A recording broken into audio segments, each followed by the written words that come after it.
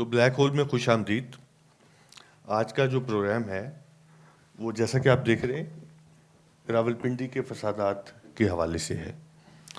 وہ فسادات جو تقسیم کے بعد یہاں سے شروع ہوئے اور اس کا جو امپیکٹ ہے وہ دلی اور بامبے تک گیا. راولپنڈی کی ایک خاص حیثیت ہے رہی ہے تقسیم سے پہلے اور اس کے بعد اس کی جو ڈیموگرافی جس طریقے سے چینج ہوئی, اس کا جو ثقافتی ماحول ہے وہ جس طریقے سے چینج ہوا, اور جو آج صورتحال ہے, یہ سارا کچھ جو ہے سجاد اظہر صاحب آپ کو اپنے لیکچر پہ بتائیں گے. میں چاہتا ہوں کہ ان کا تعارف کروا دوں. سجاد اظہر بیسیکلی صحافی ہیں اور انڈیپینڈنٹ میں لکھتے ہیں اور کئی کتابوں کے مصنف ہیں. خاص طور پہ راولپنڈی پر ان کا جو کام ہے جو ثقافتی اور تاریخی حوالے سے وہ بہت اہم ہے. ایک کتاب ان کی بالکل تیار ہے, شاید بک کارنر والے اس کو چھاپ رہے ہیں, جس میں راولپنڈی کی جو تاریخ ہے وہ قبل از مسیح سے اب تک, اور بڑا ان کا سرچ ورک ہے اس حوالے سے. اس کے علاوہ باقاعدگی سے بہت ساری جگہوں پہ لکھتے رہے ہیں اور شاعر بھی ہیں. ان کی کتاب اس سال کے شروع میں آئی تھی, لنڈی کوتر کی لالٹین. تو آج کا جو ان کا لیکچر ہے وہ بذات خود ان جو کچھ میرے تعارف میں رہ گیا ان کے حوالے سے جو میں کر رہا ہوں وہ ان کے لیکچر میں آپ کے سامنے آ جائے گا. تو کائنڈلی آپ شروع کیجیے. جی ڈاکٹر صاحب بہت شکریہ آپ کا, آپ سب دوستوں کا شکریہ, اور بالخصوص ڈاکٹر پرویز ہود بھائی. میں ان کو اس لیے بھی خراج تحسین پیش کرنا چاہتا ہوں کہ یہ جو کریٹیکل تھنکنگ کی ابتدا ہے, میں جب اسٹوڈنٹ تھا تو ہم گاؤں میں اس کچے گھر میں اس کے سین میں وہ ڈرامہ دیکھنے تو پورا محلہ اکٹھا ہوتا تھا, لیکن ڈاکٹر صاحب کے پروگرام میں اکیلے دیکھتا ہوتا تھا. تو یہ سائنسی فکر اور جو یہ بڑی اہم ہے کریٹیکل تھنکنگ میں, تو میں ان کو ٹریبیوٹ پیش کرتا ہوں کہ آپ کی وجہ سے ہم کچھ لکھنے پڑھنے کے قابل ہیں. یہ جو موضوع ہے راولپنڈی کے فسادات, عموماً ہماری تاریخ کے اندر اس کو اہمیت نہیں دی گئی, اور اس کی وجہ آپ جانتے ہیں کہ یہ جو 47 کے فسادات تھے جس میں تقریباً 1.5 کروڑ لوگ بے گھر ہوئے ہیں اور 10 سے 30 لاکھ لوگ مارے گئے, مختلف فگرز ہیں. تو یہ بڑے ہولناک فسادات ہیں معلوم تاریخ کے, اور ان کا آغاز جو ہے وہ راولپنڈی سے ہوتا ہے. اور راولپنڈی پہ جب میں نے لکھنا شروع کیا آج سے 5-7 سال پہلے, تو میں ڈاکٹر اشتیاق صاحب جن کا پنجاب کی تقسیم پہ اور فسادات پہ خاصا کام ہے, ان کی کتاب بھی جب میں نے پڑھی تو اس میں صرف 3 لائنیں تھیں پنڈی کے 1926 کے فسادات. یہ 26 کے فسادات پہ میں اس لیے اس کو زیادہ ایسے لنک کرتا ہوں کیونکہ قابل اجمیری کا ایک شعر ہے کہ وقت کرتا ہے پرورش برسوں, حادثہ ایک دم نہیں ہوتا. تو یہ جو رویوں میں تبدیلی آتی ہے, یہ جو اچانک ہم سمجھتے ہیں کہیں آگ لگ گئی ہے, گولیاں چل گئی ہیں, کوئی شہر جل اٹھے ہیں, تو یہ اس کے پیچھے بھی ایک تاریخ ہوتی ہے, شاید سالوں کی, دہائیوں کی تاریخ ہوتی ہے. کہتے ہیں کہ جو ہولوکاسٹ بھی تھی وہ بھی کچھ دن رات میں نہیں ہوئی تھی, اور اس کے پیچھے ایک ماحول بنایا گیا تھا جسے 40 سال لگے تھے. تو یہی جو 47 کے فسادات ہیں اس کے پیچھے بھی ایک ماحول ہے جس پہ کم و بیش جو ہے وہ میں نے اس کو لنک کی ہے تقریباً 50 سالوں سے. اور جب ڈاکٹر اشتیاق صاحب کی میں نے کتاب پڑھی تو اس میں 1926 کے فسادات کا تذکرہ صرف 3-4 سطروں میں تھا, اور میں نے جب اس کے بارے میں بہت کھوج لگائی, کھنگالا, تو کہیں اس کا تذکرہ نہیں ملتا تھا. اور پھر برٹش آرکائیو سے اور کچھ انڈین پنجاب کی ڈیجیٹل لائبریری سے مجھے اس وقت کی جو GIT فیکٹ فائنڈنگ مشنز تھے ان کی رپورٹس ملیں اور وہ میں نے سبسکرائب کیں, تو میں یہ دیکھنے پہ قابل ہوا کہ اس وقت وہ ماحول کیا تھا. اچھا, راولپنڈی جو شہر ہے یہ ایک بڑا دلچسپ ہے کہ یہ بنیادی طور پہ اس کی جب اٹھان ہم 14ویں-15ویں صدی میں دیکھتے ہیں تو یہ ایک جین مت کے ماننے والوں کا شہر ہے، اور جس میں جب یہ 16ویں صدی میں شاہ چند چراغ آتے ہیں تو ایک دیکھیں کہ کیسا ماحول ہے پیسفل، کہ وہ جب یہاں آ کے بسیرا کرتے ہیں تو وہ پہلے مسلمان ہوتے ہیں، اور وہ جو روایات ہیں ان کی کہ وہ ایک بھٹی میں گرتے ہیں اور آگ ان کو کچھ نہیں کہتی، تو وہ جو جین مت کے ماننے والے کا ایک چھوٹا سا محلہ ہے ان کے گرد اکٹھے ہوتے ہیں، اور پھر بات پوری مشہور ہو جاتی ہے تو ایک صوفی اس شہر میں آ گیا، تو اس صوفی کے ارد گرد جو ہے وہ پھر لوگ آنا شروع ہوتے ہیں اور اکٹھے ہوتے ہیں۔ بعد میں ہم دیکھتے ہیں کہ یہ جو شہر ہے یہ بڑا پیسفل ہوتا ہے، اور اس میں جو ہندو سکھ مسلمان بڑے امن اور سکون سے رہ رہے ہوتے ہیں، اور شہر کے اندر جو ہے وہ تقریباً 43% مسلمان ہیں، باقی 17% سکھ ہیں اور 33% ہندو ہیں اس شہر میں 19ویں صدی سے تک۔ تو یہ جو کمپوزیشن ہے اس میں جو ہندو ہیں اور سکھ ہیں، ہندو جو ہیں وہ کاروباری ہیں، سکھ جو ہیں وہ جاگیردار ہیں، ایون یہ شہر ہے یہ جو آج ہے یہ موسٹلی اس شہر کی زیادہ تر جو جس پہ یہ شہر آباد ہے یہ سجھان سنگھ کی سٹیٹ ہے، جس کو کٹاریاں اور مصریوٹ کہتے ہیں تھے اس دور میں، جو ایوان صدر سے لے کے نیو اسلام آباد ایئرپورٹ جو آج ہے وہاں تک پھیلی ہوئی تھی۔ تو ہوتا یوں ہے کہ 1896 میں مسلمان یہ کہتے ہیں، اور وہ اس لیے کہتے ہیں کہ اس دور میں افغان بادشاہ جب اینگلو افغان وار لڑیں گئیں تو افغان بادشاہ یہاں پہ ریفیوج ہوئے، امان اللہ خان جو بادشاہ کا بیٹا تھا وہ یہاں رہتا تھا، تو اس نے کہا کہ یہاں کو بڑی عالیشان مسجد نہیں ہے اس شہر کے اندر، مسلمانوں کو کہا، چھوٹی مساجد تھیں، ایک گولیوں والی مسجد تھی، ایک اور مسجد تھی، تو کوئی بڑی مسجد نہیں تھی، تو مسلمانوں نے کہا کہ یہاں ہم ایک بڑی مسجد بناتے ہیں، تو وہ مسجد کے لیے انہوں نے 18 کنال جو جگہ لی وہ بالکل اس کے پیچھے سائڈ پہ ایک گردوارہ تھا، سجان سنگھ نے بنایا تھا وہ گردوارہ، آج بھی موجود ہے وہ گردوارہ باغ سردارہ میں جہاں پہ اسپیشل برانچ کے آفیسز ہیں، اور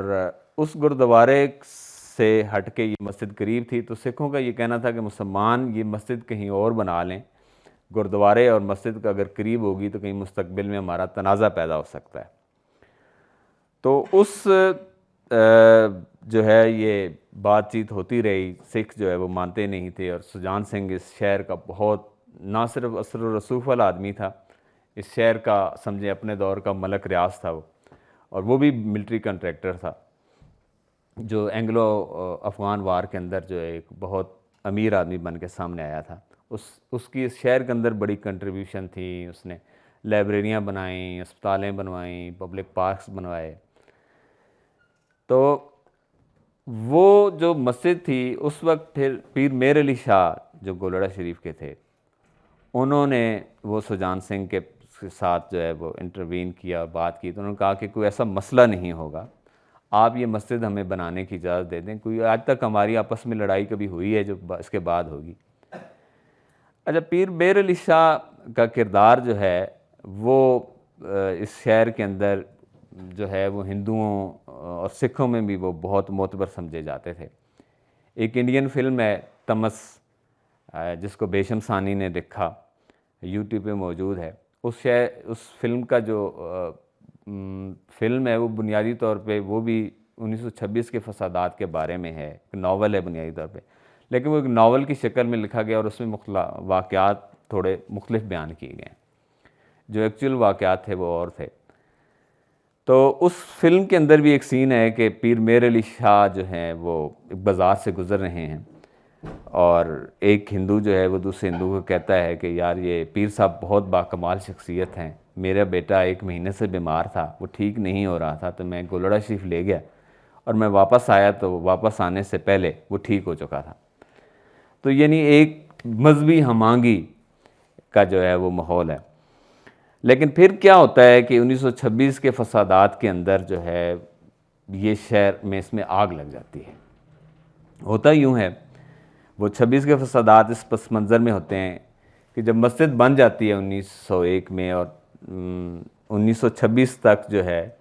اس میں کوئی ایسا واقعہ نہیں ہوتا، بلکہ جو ہندوؤں اور سکھوں کے مختلف جلوس ان کے قومی دنوں پہ، ان کے مذہبی تہواروں پہ نکلتے ہیں تو مسلمان اس مسجد کے سامنے سبیلیں لگایا کرتے تھے اور ان کی جو جلوس والوں کی آؤ بھگت کیا کرتے تھے. لیکن پھر جو ہے وہ فساد کیسا ہو جاتا ہے، اور وہ اس کی وجہ جو ہے بنیادی طور پہ اس مسجد کے پیچھے جہاں آج خورشید سینما ہے، اگر آپ نے دیکھا ہو جامع مسجد کے تھوڑا سا پیچھے خورشید سینما ہے، کبھی وہ لکشمی سینما تھا.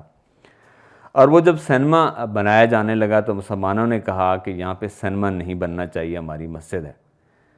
تو انہوں نے کہا کہ دیکھیں سینمے اور مسجد کے درمیان خاصا فاصلہ ہے، یہ پیچھے گھر ہیں پھر سڑک ہے، پھر سینما ہے، اور اتنی اونچی دیوار بھی ہے،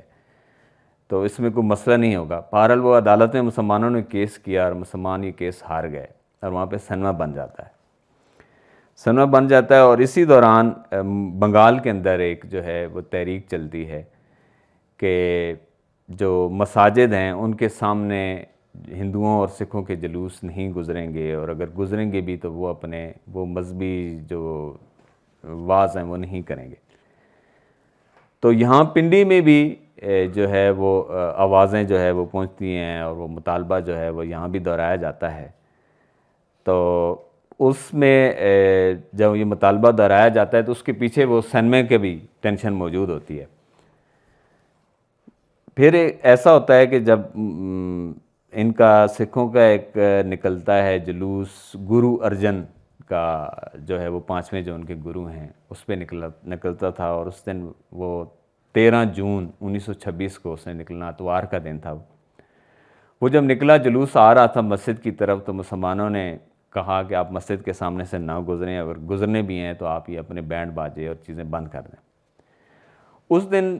اتوار تھا اور سکھ بھی اس میں عموماً 4-5 ہزار ہوتے تھے، لیکن اس دن وہ 12 ہزار کا جلوس تھا.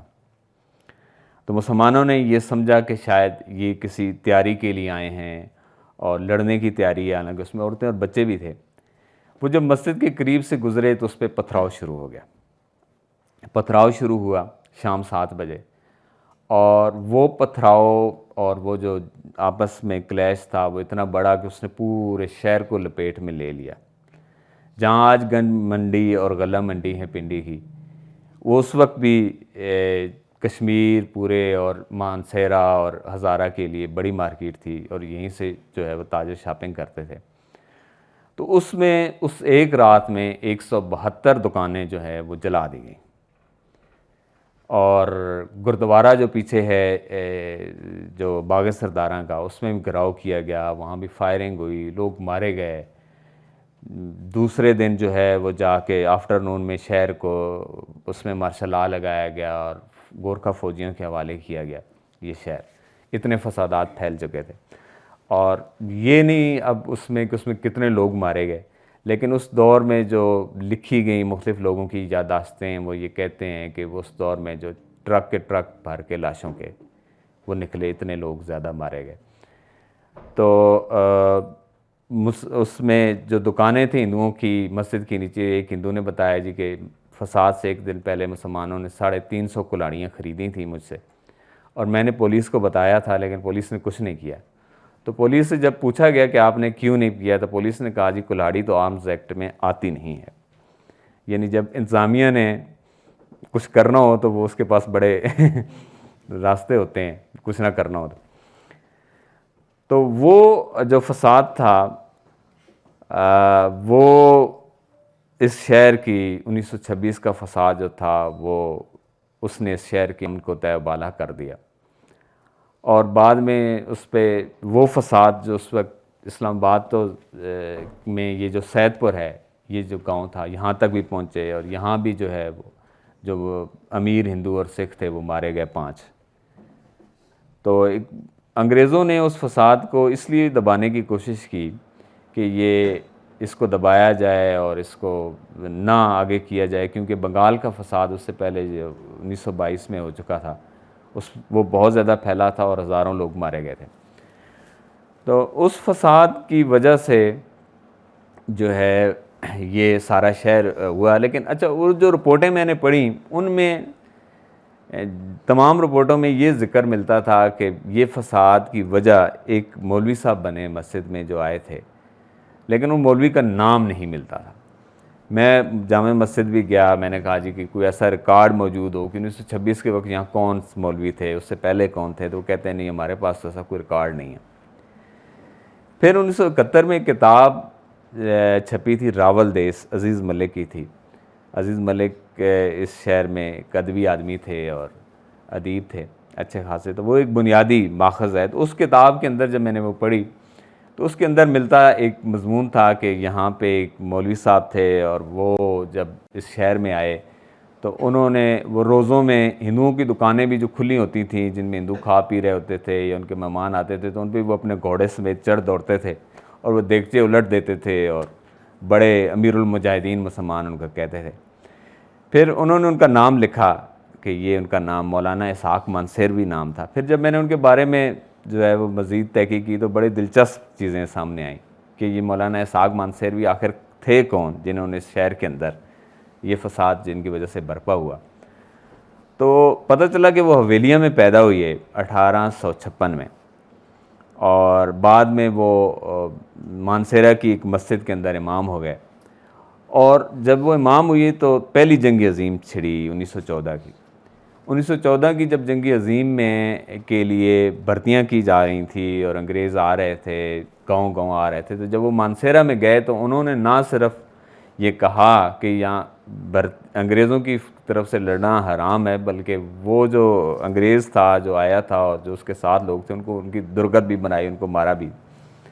تو انگریز بڑا چوکنا ہو گیا، اس نے ان کو جو ہے وہ گرفتار کیا، پھر چھوڑ دیا۔ پھر اس نے کو 50,000 لوگ ایک دن اکٹھے کر لیے۔ وہ انگریز کہ یہ تو بڑا باغی ہو گیا، اب اس کا کیا کریں۔ انہوں نے پھر اس کو جو ہے وہ نینی تال کی جیل میں ڈال دیا، کو 5-6 سال وہ جیل میں رہے۔ وہ جب واپس آئے تو مولانا صاحب تو انہیں جو سرحد کا جو گورنر تھا اس نے انہیں جو ہے وہ صوبہ بدر کر دیا اور وہ پنڈی میں آ کے رہنے لگ پڑے۔ جب وہ پنڈی میں آئے 1921-22 میں تو پھر وہ یہاں بھی ظاہر انہوں نے وہی اس طرح جو ہے وہ اپنی توجہ جو ہے وہ گین کی اور ایک نفرت کا جو بیانیہ تھا اس کو آگے بڑھایا۔ تو یہ جب مسجد شہید گنج کا واقعہ ہوتا ہے تو اس میں بھی علامہ اقبال نے جو کمیٹی بنائی تھی مسلمانوں کی طرف سے رد عمل دینے کے لیے، اس میں بھی مولانا اسحاق مانسیروی شامل تھے۔ اور پھر ان کی ضمانتیں جب قائد اعظم نے کروائیں تو قائد اعظم راولپنڈی آ کے بیرسٹر جان کے گھر جن لوگوں سے ملے ان میں 4-5 لوگوں سے ملے یہاں کے، ان میں یہ مولانا اسحاق مانسیروی بھی تھے جو تحریک خلافت سے بھی منسلک رہے، اور بعد میں جو مجلس احرار تھے اس کے بھی منسلک رہے۔ اور ان کی ایک دفعہ جو ہے وہ پیر میر علی شاہ صاحب سے توسہ شریف کے اندر ایک لڑائی ہو گئی ان کی اور پیر میر علی شاہ صاحب کی، اور وہاں پہ بڑا خاصا جو ہے بدمزگی اور تلخی پیدا ہوئی، کیونکہ پیر میر علی شاہ صاحب جو تھے وہ تحریک خلافت کے مخالفین میں سے تھے۔ تو یہ جو ماحول تھا یہ 40 تک یہ موجود ہوتا ہے، اور پھر جب 47 کے فساد ہوتے ہیں تو اس میں بھی یہ جو کشیدگی آ رہی ہے یہ اس کا بڑا اہم رول کردار ہے۔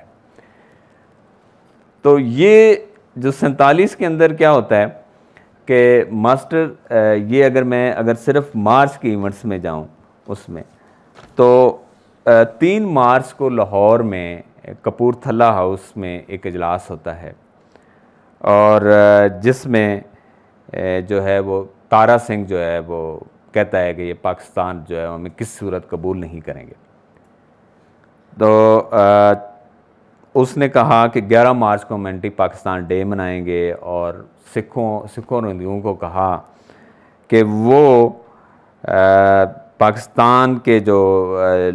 تحریک پاکستان کے جو لیڈر ہیں وہ ان پہ وہ خودکش حملوں کے لیے تیار ہو جائیں، ہم کسی صورت جو ہے وہ پاکستان جو ہے وہ قبول نہیں کریں گے۔ تو یہ 4 مارچ کو پنجاب اسمبلی کے اندر اجلاس ہو رہا ہوتا ہے اور اس میں بحث ہو رہی ہوتی ہے پاکستان کے حوالے سے کہ پاکستان میں شامل ہونا چاہیے یا نہیں۔ تو مسلم لیگی کارکن باہر اکٹھے ہوتے ہیں خاصے، اور وہ پاکستان کے حق میں نعرے لگا رہے ہوتے ہیں، پاکستان زندہ باد، قائد اعظم زندہ باد۔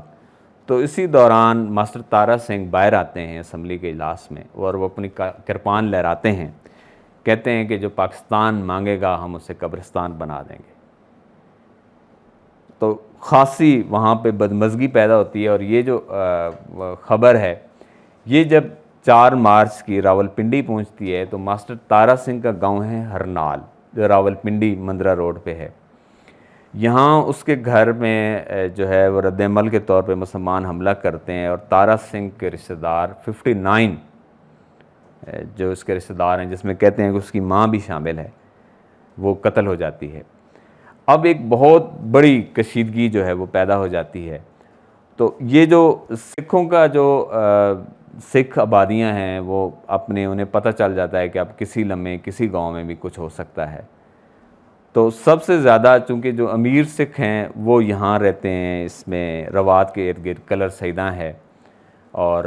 ارد گرد کے جو باقی گاؤں ہیں۔ تو وہیں ایک گاؤں ہے چوہا خالصہ۔ چوہا خالصہ کے اندر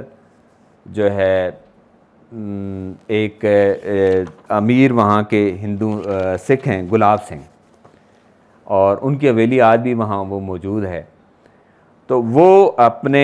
چوہا خالصہ میں جو سکھ ہوتے ہیں، ہندو ہوتے ہیں، وہ ان کو کہتے ہیں کہ حالات بہت زیادہ خراب ہیں اور ہمیں یہ اطلاعات مل رہی ہیں کہ مسلمان جو ہیں وہ ہم پہ حملہ کریں گے، تو آپ ایسا کریں کہ جب تک حالات ٹھیک نہیں ہوتے، میری ایک بڑی حویلی ہے، بجائے اس کے کہ ہم سب اپنے اپنے گھروں میں مارے جائیں، تو ہم ایک حویلی کے اندر اکٹھے ہو جاتے ہیں، اور اس حویلی کے اندر جو ہے وہ ہم مل کے مقابلہ کرنے کی کوشش کرتے ہیں۔ تو وہ سارے لوگ جو ہندو سکھ تھے وہ اس حویلی کے اندر آ جاتے ہیں، اور 8 مارچ تک وہ اس حویلی کے اندر جو ہے وہ مورچہ زن ہو جاتے ہیں۔ اس دوران جو مسلمان ہیں وہ اکٹھے ہو کے وہ یہ کہتے ہیں، جو ہندو مصنفین ہیں، کیونکہ مسلم تاریخ کے اندر تو اس کو، پاکستانی تاریخ کے اندر تو اس کو واقعے کو جو ہے وہ چھپایا گیا ہے، بیان نہیں کیا گیا، تو کہتے ہیں کہ 8000 لوگوں کا جو ہے ایک مجمع ہے جس میں بہت زیادہ لوگ مسلح ہیں۔ اچھا، یہ جو ایریا ہے مسلح، کیونکہ یہ وہ لوگ ہیں جو پنڈی کے ارد گرد ہیں، گکھڑ قبائل ہیں، اس میں کشمیر کے سدن قبائل ہیں، یہ وہ لوگ ہیں جنہوں نے پہلی جنگ عظیم اور دوسری جنگ عظیم کے اندر یہ جنگوں میں شرکت کی ہے اور ان کو جنگ لڑنے کا تجربہ ہے۔ کہتے ہیں کہ ہندوستان کو آزاد کرنے کی وجہ یہ بھی بنی تھی فوری، کہ جب بیریا کے اندر بغاوت ہو گئی تھی ہندوستانی بیریا کے، تو یہاں جو سابق فوجی موجود تھے ہندوستان کے اندر وہ 25 لاکھ تھے۔ تو انگریز کہتا تھا کہ کبھی اگر انہوں نے ہم سب کے خلاف بغاوت کر لی اور یہ ٹرینڈ لوگ ہیں باہر نکل آئے تو ہم کیا کریں گے، اس لیے انہوں نے جلدی سے جلدی آزاد کرنے کی وجہ یہ بھی تھی۔ اور چونکہ یہ مارشل بیلٹ تھا، یہ علاقہ پنڈی جو تھا بہت ٹرینڈ لوگ تھے، تو یہ جب وہ حالات خراب ہوئے تو ہے وہ لوٹ مار کی غرض سے یا کسی اور غرض سے اس حویلی کا، چوہا خالصہ میں گلاب سنگھ کی حویلی کا گھیراؤ کر لیا، اور یہ پیغام بھیجے، مختلف پیغام بھیجے کہ نمبر 1 یہ کہ آپ سب لوگ اسلام قبول کر لیں، نمبر 2 یہ کہ آپ لوگ ہمیں اتنا معاوضہ دے دیں تو ہم آپ لوگوں کی جان بخشی کر دیتے ہیں۔ تو گلاب سنگھ نے کہا کہ ہم جو کام ہم سے اورنگزیب نہیں کروا سکا وہ آپ کیسے کروا لیں گے، اسلام تو ہم قبول نہیں کریں گے، ہاں اگر پیسوں کے عوض آپ ہماری جان بخشی کر سکتے ہیں، ہماری اولادیں بچ سکتی ہے تو اس پہ ہم تیار ہیں۔ اس پہ مذاکرات ہوئے، لیکن جتنے پیسے ڈیمانڈ کیے جا رہے تھے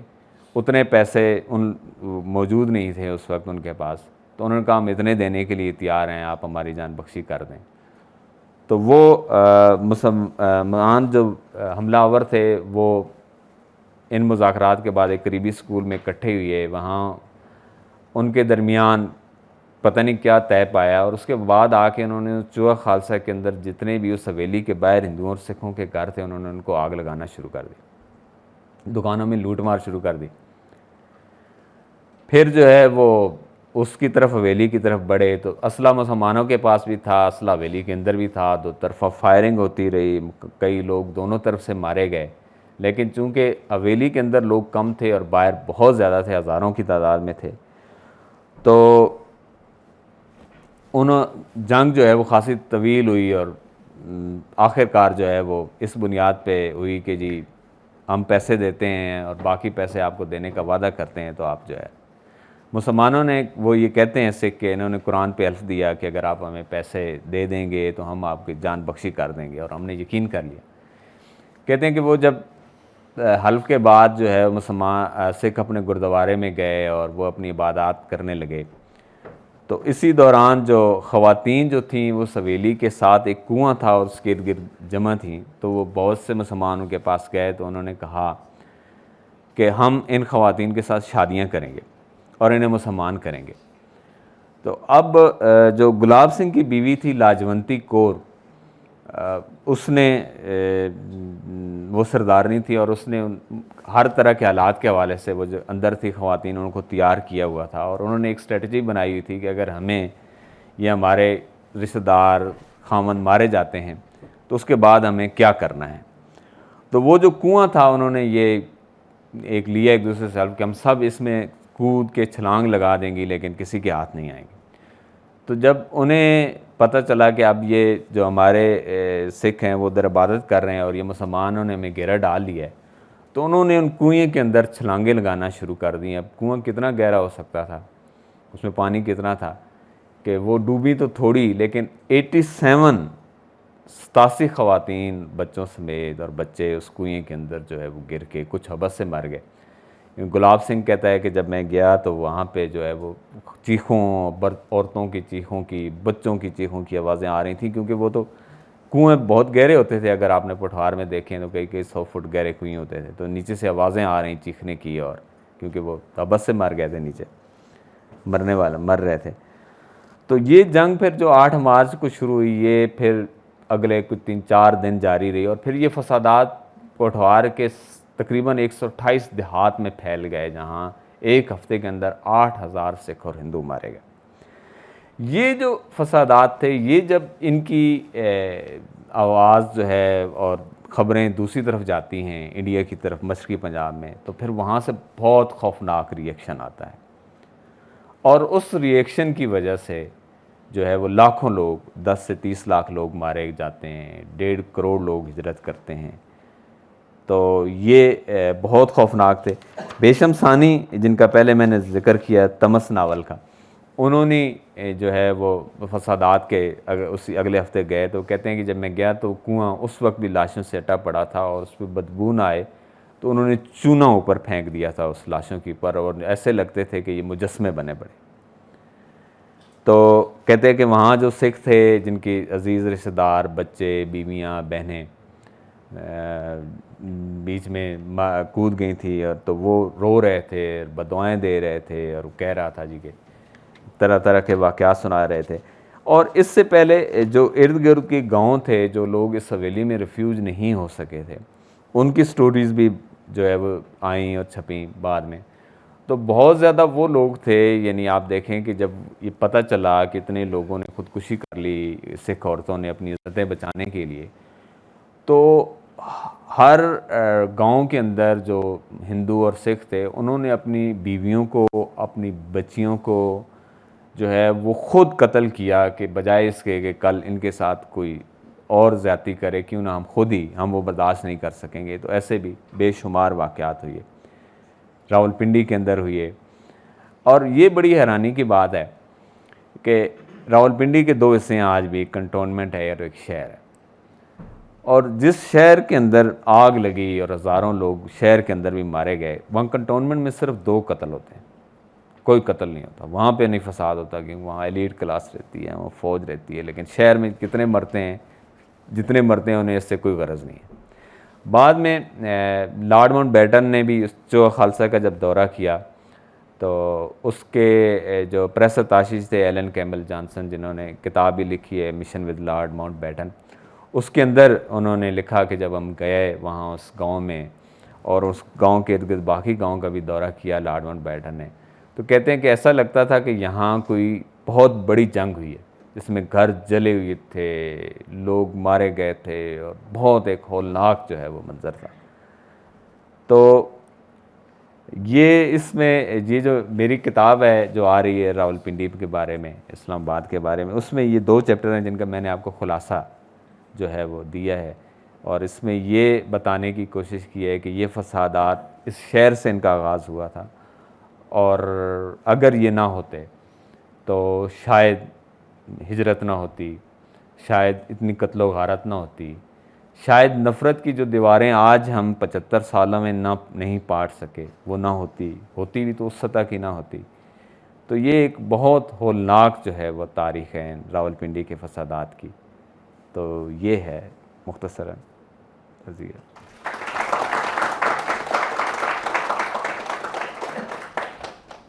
اس پہ سیاست جو پولیٹیکل سینیریو تھا پنڈی کا، جو انڈو برٹش تھا، وہ ذرا تھوڑا سا بتا دیجیے تاکہ ہمیں اندازہ ہو سکے کہ کیسے وہ لنک ہو رہی تھی پبلک اسٹیٹ کے ساتھ، یا کم از کم شہر کی سطح پر۔ جو شہر کا سیناریو تھا وہ تو ایک جو ہے وہ اس میں بظاہر بڑی ہم آہنگی موجود تھی، اور اس کے علاوہ کوئی ایسا واقعہ نہیں تھا جو 26 کے فسادات ہوئی ہے اور اس کا پس منظر مسجد کے بعد اور وہ ساری چیزیں ہوئیں۔ لیکن چونکہ مسلمان جو تھے وہ ایک متمول طبقہ نہیں تھا، اس شہر کا امیر طبقہ نہیں تھا، امیر ہندو اور سکھ ہی تھے، تو ظاہر ہے اس وقت کی جو میونسپل کونسلز تھیں اس کے اندر جو ممبران تھے ان میں بھی جو چیئرمینز آتے تھے وہ سارے سجان سنگھ فیملی جو ہے وہ ظاہر ہے اس شہر کی سب سے اثر و رسوخ والی فیملی ہے، جس کی سجان سنگھ حویلی آج بھی موجود ہے۔ ان کے بیٹے بعد میں مون سنگھ جو ہیں تھے۔ تو یہ ایسی بات جو ہے ایون جب مون سنگھ کی کہتے ہیں جب شادی ہوئی تو سجان سنگھ نے اس شہر کے اندر 10 دن جشن برپا رہا، اور اس میں 3 دن جو ہے وہ مسلمانوں کے لیے الگ رکھے گئے تھے، جس میں پورے ہندوستان سے تمام ان کے اہم دوست اور وہ آئے۔ تو مسلمانوں کے ساتھ ان کی اچھی تھیں دوستیاں بھی بہت تھیں۔ جو دوسری فیملی ہے جو راولپنڈی کے رائل فیملی، جن کو ہم یہ کہا جاتا ہے کہ جو پنڈی کے اصل مالکان ہے، چوہان فیملی، وارث خان کی جو ہے، تو ان کے ساتھ بھی ان کے مراسم ہیں، اور وہ مراسم جو ہے وہ اتنے اچھے تھے کہ وہ آج بھی ان کی نسلوں کے درمیان ایک دوسرے سے رابطے ہیں۔ سجان سنگھ فیملی جو انڈیا، کینیڈا اور امریکہ میں بٹی ہوئی ہے، اور یہ جو چوہان فیملی ہے جو پاکستان اور انگلینڈ میں بٹی ہوئی، تو آج بھی ان کے درمیان رابطے بھی ہیں، یہ جاتے آتے بھی رہے ہیں ایک دوسرے کے پاس۔ تو وہ ایک ایلیٹ کلاس کا تو تھا، اور یہ ایک جیسے کہ رشاد بخاری صاحب بھی موجود ہیں یہاں پہ، کانفلکٹ ریزولوشن میں خاصے کام ہے ان کا۔ کانفلکٹ کی بیسک ایک جو وجہ ہوتی ہے وہ پسماندگی بھی ہوتی ہے، قربت ہوتی ہے، اور وہ بعد میں پھر لنک ہو جاتی ہے۔ ان لوگوں کو کسی بھی کانفلکٹ کے اندر ڈالنا یا کسی بھی کانفلکٹ کا چارہ بنانا بڑا آسان ہو جاتا ہے، جو جن کی تعلیمی پسماندگی بھی ہو، وہ غریب لوگ بھی ہوں، تو ان کو بہکانا آسان ہو جاتا ہے بجائے اس کے کہ دوسرے لوگ ہوں۔ یعنی ایون کہ جب 47 میں کیوں نہیں ہوا، کینٹ میں صرف 2 قتل کیوں ہوئے، ایک بھوسا منڈی میں ایک سکھ مارا گیا جس کو ایک گولی کس نے ماری نہیں پتہ، اور دوسری جو خاتون ماری گئی مے مستانی، اس کا بھی پس منظر جو ہے وہ تقسیم نہیں تھا، وہ ایک ذاتی چپکلش تھی۔ اور ذاتی چپکلش یوں تھی کہ وہ بھی ایک بڑی دلچسپ کہانی ہے کہ مے مستانی ایک انگریز ہے یہاں پہ، جس کا باپ جو ہے وہ ٹرین کے اندر جو ہے وہ انجینئر ہے، اور اس کا جو ایک نوکر ہوتا ہے وہ اٹک کر رہنے والا اعتبار خان، اور وہ بچی جو ہے وہ میم جو ہے وہ 14-15 سال کی ہے۔ تو وہ اس کا جو نوکر ہے وہ ایک بڑا خوش الحان ہے، وہ بڑی اچھی تلاوت کرتا ہے، تو وہ صبح صبح اٹھتا ہے اور تلاوت کرتا ہے، اور اس دوران وہ بچی جو ہے اپنے لان میں واک کر رہی ہوتی ہے، تو اس کو آواز وہ بڑی اچھی لگتی ہے کہ یہ کتنی اچھی آواز ہے، اور وہ روز اس کو سنتی ہے۔ پھر جو ہے اس کے باپ کا تبادلہ بمبئی ہو جاتا ہے، پھر وہ وہاں سے انگلینڈ چلا جاتا ہے، تو وہ بچی تھوڑی ہوش سنبھالتی ہے، تو پتہ نہیں اس کے لاشعور میں کیا ہے کہ وہ اپنے نوکر کو ڈھونڈنے اور اس کے پیچھے یہاں آ جاتی ہے پنڈی میں، اور پھر وہ اٹک کر رہنے والا ہے، اس کے گاؤں چلی جاتی ہے، وہ پہلے سے شادی شدہ ہے، یہ اس کے پاس رہنے لگ پڑتی ہے، پھر اس سے شادی کر لیتا ہے وہ بندہ، اور اس کی 2 بچیاں ہوتی ہیں، اور وہ پھر جو ہے وہ جب اعتبار خان فوت ہو جاتا ہے تو وہ اٹک سے واپس پنڈی آ جاتی ہے اور صدر میں رہنا شروع ہو جاتی ہے. صدر میں ایک احاطہ جہاں پرانا صدر ہے آج بھی. تو اس میں ایک بچی جو اٹک کے ایک سردار قیوم خان کی جو ہے وہ گھر بیائی ہوئی ہے, وہ آتی ہے اور اپنی گاڑی لے کے وہ ریورس کر رہی ہوتی ہے تو محلے کا ایک بچہ اس گاڑی کے نیچے آ جاتا ہے, اور وہ ایک کوچوان کا بچہ ہے, اور وہ بچی جس کی گاڑی کے نیچے آتا ہے وہ اسپتال بھی لے کے جاتی ہے لیکن وہ بچ نہیں پاتا. تو اس کے کہتے ہیں جی کہ ہم اس کا تاوان دینے کے لیے تیار ہیں, ہماری غلطی نہیں تھی, یہ نظر نہیں آیا. لیکن وہ کوچوان جو ہے وہ کہتا ہے کہ نہیں, میں اس کے بدلے 5 قتل کروں گا, میں نہیں چھوڑوں گا. اور پھر جب لوگوں نے اس کو نظر انداز کیا کہ یہ کوچوان ہے, اس کا کوئی دماغ ٹھیک نہیں ہے, لیکن جب 47 میں افراتفری پھیلتی ہے تو وہ شہر کے اندر سے کچھ لوگوں کو بہکاتا ہے کہ یہاں پہ ایک جو ہے وہ خاتون رہتی ہے, وہ یہ انگریز ہے اور اس کو ہم نے مارنا ہے. تو وہ رات کو آ کے اس کو اور اس کی ایک بیٹی کو اور ساتھ اس کی کچھ اور رشتہ داروں کو ذبح کر دیتا ہے. تو اس کے پیچھے یعنی قتل جو کینٹ کے اندر جو واقعات ہوئے تھے وہ فسادات لے کے اس طرف تھے, اس طرف نہیں جا سکے. تو وہ جو واقعہ ہوا وہ بھی, اور اس میں کچھ اور لوگوں کی میں نے یادداشتیں پڑھیں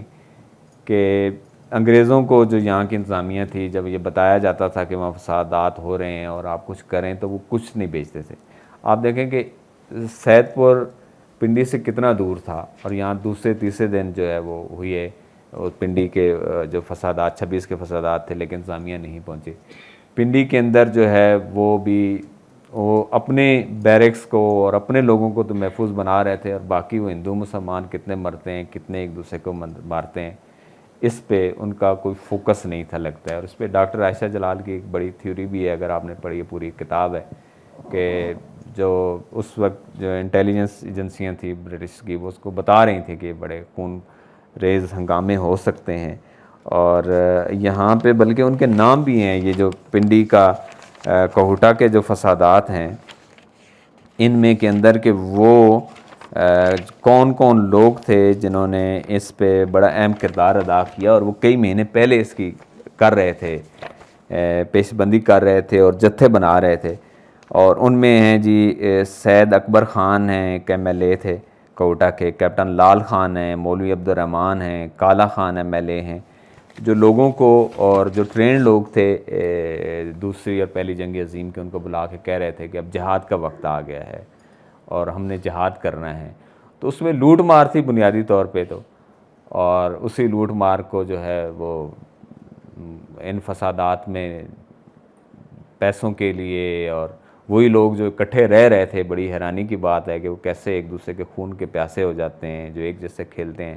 ایک ساتھ کھیلتے ہیں, اور لیکن پھر جو ہے وہ خون کی ندیاں بھی بہہ جاتی ہیں. ایک سوال یہ ہے کہ جیسے ہم سندھ کے اندر دیکھتے ہیں, ویسے تو 24% اوور آل ہماری جو مائنارٹی پاپولیشن تھی at the time of partition, اور جو ڈکریز ہوتے ہوتے اب جو ہے لیس دین 2% آفیشیلی, اور ویسے تو 1% ہو گئی ہے, جن میں سے پارسی تقریباً 1000 کے قریب یا 2000 کے قریب اس طرح سے ہے. سندھ میں اگر ہم دیکھیں تو وہاں کی جو ہندو کمیونٹی تھی, they refuse to go to India due to their relations with the native population. ان کے کافی اچھے مراسم تھے. وہ الگ بات ہے کہ اب میاں مٹھو اور اس طرح کے کردار اب آنے لگے. تو پنڈی میں جب ہم دیکھتے ہیں کہ جیسے آپ نے بات کی سٹی والی سائڈ پہ, so there are certain families living out there right now, جس میں سکھ فیملیز ہیں. So how they made their way, کہ وہ سروائیول کے لیے انہوں نے پھر کیا کہ وہ کیوں نہیں جا سکے, یا کیسے انہوں نے سروائیو کیا؟ اچھا, یہ جو پنڈی کے اندر جو سکھ اور ہندو فیملی رہتی ہیں یہ اس وقت کی نہیں ہیں, یہ بعد میں جو مختلف کانفلکٹ ہوتے رہے اس کے بعد بھی آپ دیکھیں کہ یہ مائیگریشن مسلسل ہو رہی ہے. سندھ سے اب تک آ رہے ہیں, قبائلی علاقوں سے آ رہے ہیں, سکھ پشاور سے آ رہے ہیں مائیگریٹ ہو کے. تو یہ فیملیز جو زیادہ تر ہیں یہ بعد کی فیملیز ہیں. مجھے کوئی جو ایک فیملی بھی نہیں ملی جو اس وقت سے کہے کہ ہم 47 میں ہم نے یہ دیکھی اور رہ رہے ہیں. اب پارسیوں کی ایک ہی فیملی آپ دیکھیں اس شہر میں رہ گئی ہے, مری بروری والے جو ہیں. اور پارسیوں کا میں گیا، ان کا قبرستان جب میں نے دیکھا تو اس میں بھی 2 پارسی ایسے ہیں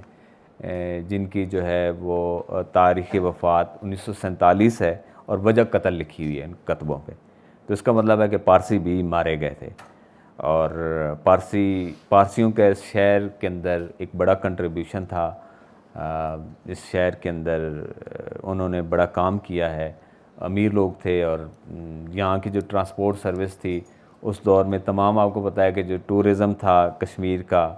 جو جتنے ٹورسٹ آتے تھے وہ پنڈی کے اندر رہتے تھے، ویسٹرن بھی. اور ایون قائد اعظم جب اپنے ہنی مون کے لیے گئے تو وہ بھی پنڈی میں جو ہے وہ فلش مین ہوٹل میں ٹھہرے اور پھر یہاں سے جو ہے وہ جاتے تھے. تو پارسیوں کا ہی جو ہے وہ تانگا سروس جو ہوتی تھی، جو پنڈی سے چلتی تھی، وہ ان کی تھی. اور پھر جو کرانچیاں چلتی تھیں جس پہ یہ سامان ہوتا تھا وہ کشمیر تک جاتا تھا اور ہزارہ کے اندر جاتے تھا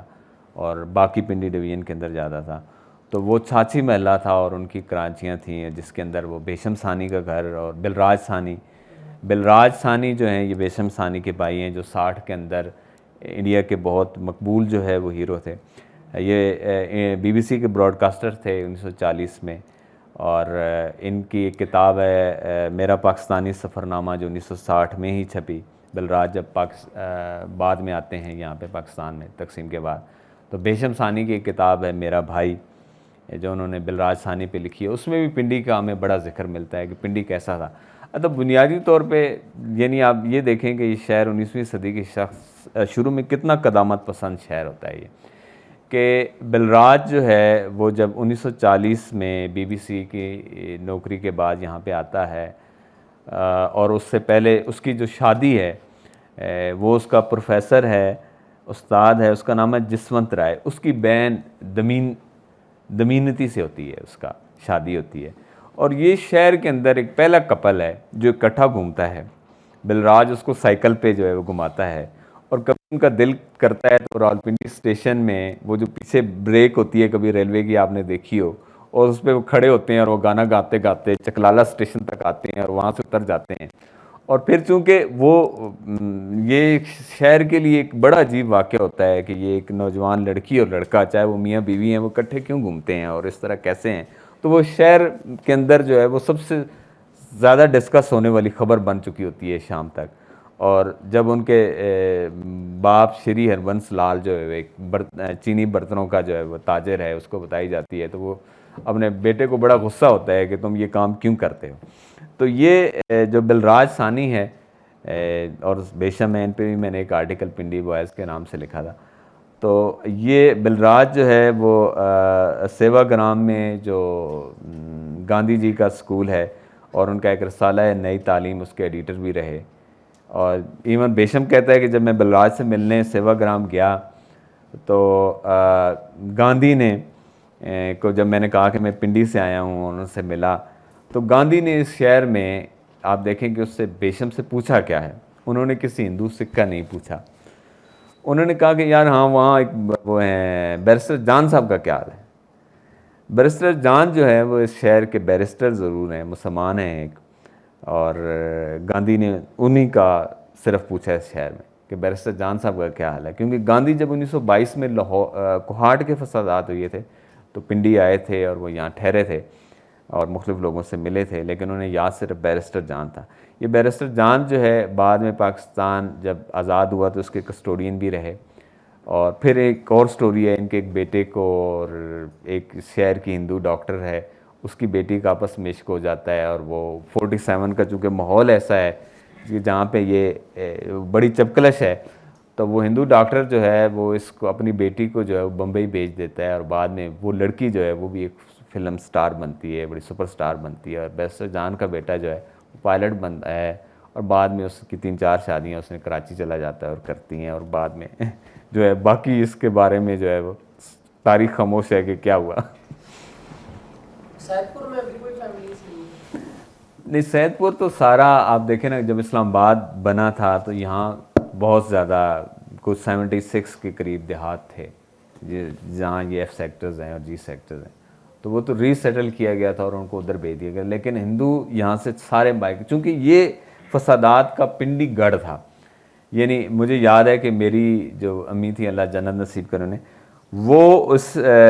ذکر جب کرتی تھیں اپنی نا آخری دم تک, تو وہ اپنی ہندو سہیلیوں کا بڑا ذکر کرتی تھیں کہ فلاں میری سہیلی تھی, یہ تھا. اور ہمارے گاؤں کے اندر بھی جو ہے وہ ایک بندہ مارا گیا تھا, لیکن وہ کہہ رہے تھے کہ ہم نے زیادہ تر لوگوں کو یہاں نہیں ہونے دیے تھے فساد. مطلب میرا اٹک میں گاؤں تھا, لیکن وہ کہہ رہے تھے کہ ارد گرد کے گاؤں میں کوئی بچہ نہیں تھا, اتنی زیادہ قتل و غارت ہوئی. تو یہ بہت ہولناک جو ہے واقعات ہیں. جی شاد صاحب. جی سجاد صاحب, سب سے پہلے تو بہت شکریہ آپ کا, آپ نے بہت ہی چشم کشا حقائق ہمارے سامنے پیش کیے, جو عام طور پہ ہمارے ہاں جو تاریخ کی کتابیں ہیں یا تاریخ پہ جو بھی ڈسکشن ہوتی ہے وہاں پہ یہ واقعات موجود نہیں ہیں. تو اس میرے 2-3 سوال ہیں مختصراً. پہلا تو مولانا اسحاق مانسیروی کا جو آپ نے ذکر کیا, تو آپ کے خیال میں ان فسادات میں ان کا کیا رول تھا, اور اس کے بعد ان کے ساتھ کیا ہوا, اور 26 کے اس کے بعد 47 تک کا یا 40 تک کا جو ٹائم تھا, اس میں مسلمانوں, ہندوؤں اور سکھوں کے تعلقات میں کیا تبدیلی آئی, اور جیسے مسجد کے سامنے سے وہ جلوس سکھوں کا گزرتا تھا, تو کیا وہ بعد میں بھی گزرتا رہا یا وہ ختم ہو گیا یا اس کے مقابلے میں کچھ ہوا. دوسرا سوال اس میں یہ ہے کہ جو اس وقت کی انتظامیہ تھی, جو انگلش برٹش ایڈمنسٹریشن تھی, ایک طرح سے پولیس اور ساری بیوروکریسی وہ ان کے پاس تھی, اختیارات بھی موجود تھے اور فوج بھی تھی, تو انہوں نے کیا رول ادا کیا ان فسادات کے بعد, 26 کے فسادات کے بعد, کہ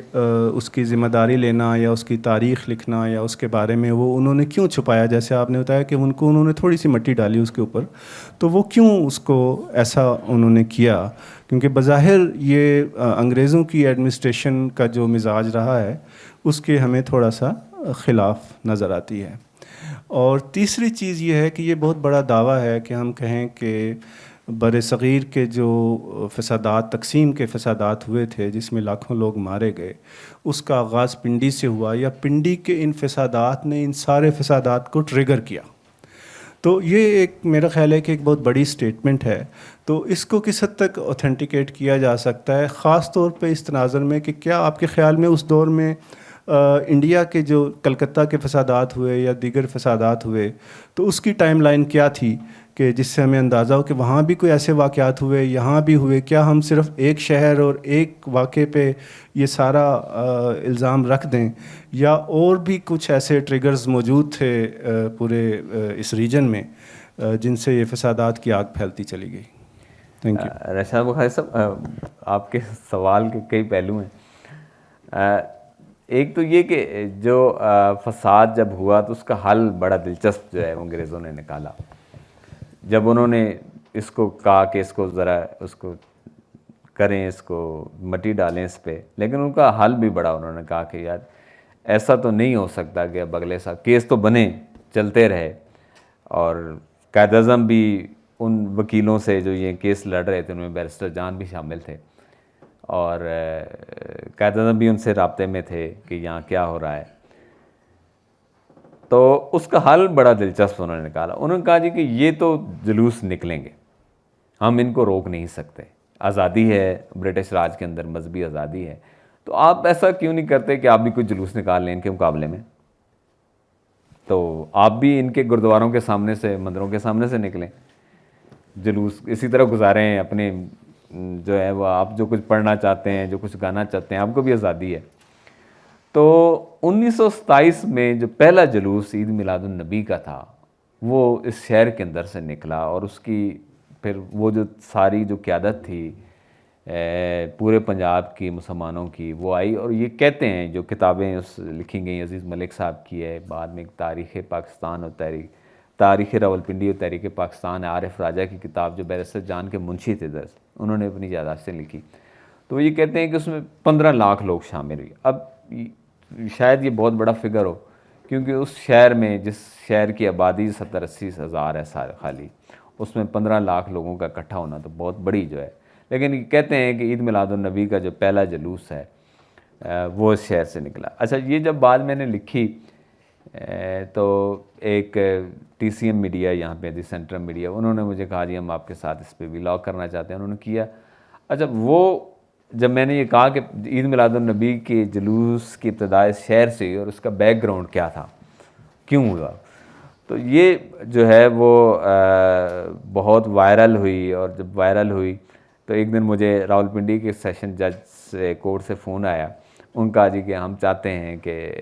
آپ جو ہے وہ آئیں یہاں پہ اور ہم آپ سے کچھ بات چیت کرنا چاہتے ہیں. اعجاز چیمہ صاحب میرے دوست ہیں، یہاں پہ بیٹھے ہیں، ہم اکٹھے گئے.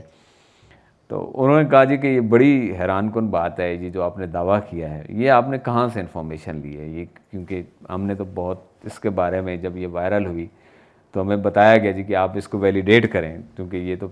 پنڈی کے فسادات اور یہ آپ کے پاس کوئی جوڈیشل ریکارڈ ہے، کوئی تاریخ میں ایسا کوئی ذکر ہے. ان کا جی ہم نے کچھ یونیورسٹی کے اساتذہ کو بلایا تاریخ کے، وہ کہتے ہیں جی ہم نے تو کوئی نہیں سنا کہ 26 میں کوئی فساد ہوا تھا، عید میلاد النبی کا یہاں پہ جلوس کیسے نکلا تھا ہمیں تو کوئی نہیں پتہ. کہتے ہیں اب ہمارے لیے بڑا مسئلہ تھا کہ ہم اس کو کیسے ویلیڈیٹ کریں. تو کہتے ہیں جی ہمارے پاس ایک ریکارڈ پڑا ہوا جس میں 1880 کا جوڈیشل ریکارڈ موجود ہے.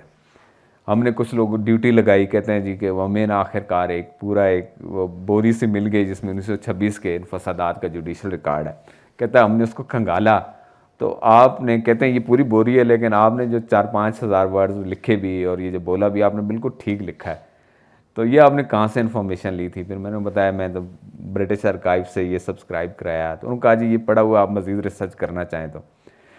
تو انہوں نے انگریزوں نے اس کو، ان کا یہ خیال تھا کہ جو پنڈی کے ارد گرد جو جتنے بھی دیہات تھے ان میں ہندو جو تھے وہ بزنس مین تھے اور اقلیت میں تھے، اور شہر کے اندر تو وہ اکثریت میں تھے، باہر اقلیت میں تھے. تو ان کا خیال تھا کہ اگر یہ پھیلے گی تو یہ سارے مارے جائیں گے اور ہمارے لیے بڑا مشکل ہو جائے گا. اچھا پھر یہ ہے کہ کلکتہ کا بھی آپ دیکھیں، آپ نے ذکر کیا وہ تقسیم، چونکہ خاصا بڑا سبجیکٹ ہے. اسماعیل خان صاحب بھی بیٹھے ہیں یہاں پہ، ان کی بھی بڑی ریسرچ ہے، اور راج موہن گاندھی کی کتاب بھی ہے. تو یہ بھی ایک مطلب ہے کہ اس میں مزید دیکھنا چاہیے. میرا تو فوکس چونکہ صرف زیادہ جو ہے وہ راولپنڈی ہے کہ کلکتہ میں 22 میں فساد ہوا یا 26 میں ہوا، کلکتہ میں 46 میں ہوا یا 47 میں ہو گیا. تو یہ دونوں میں آپس میں کیا لنکیجز ڈیولپ ہو سکتے ہیں؟ اس میں میرا یہ خیال ہے کہ تاریخ کے طالب علموں کو مزید کھوج لگانے کی اور ریسرچ کی ضرورت ہے کہ ایسا ان دونوں شہروں میں یہ فسادات کیوں جو ہے وہ اٹھے. اور وہ جو 46 کے فسادات تھے وہ بہت بھیانک تھے. آپ دیکھیں ان کی تصویریں آج بھی اگر اب آپ نیٹ پہ دیکھیں جو کلکتہ کے فساد ہیں تو گرد جو ہیں وہ انسانی لاشیں گلیوں کے اندر اتنی اٹی پڑی ہیں گلیاں کہ وہ گرد جو ہیں وہ لاشیں جو ہیں وہ کھا رہے ہیں. تو لیکن جو 47 کے جو فسادات تھے وہ ان کا آغاز جو مارچ میں ہوا، پنڈی سے ہوا، اور اس کی وجہ تارا سنگھ کا وہ بیان بنتا ہے، اور یہاں پہ پہلے سے شاید موجود تھا ایسا ماحول. اگر یہ نہ ہوتا پھر بعد میں دیکھیں کہ یہ سارا جو فسادات کا جو مرکز ہے وہ یہی ہے، پنجاب ہے.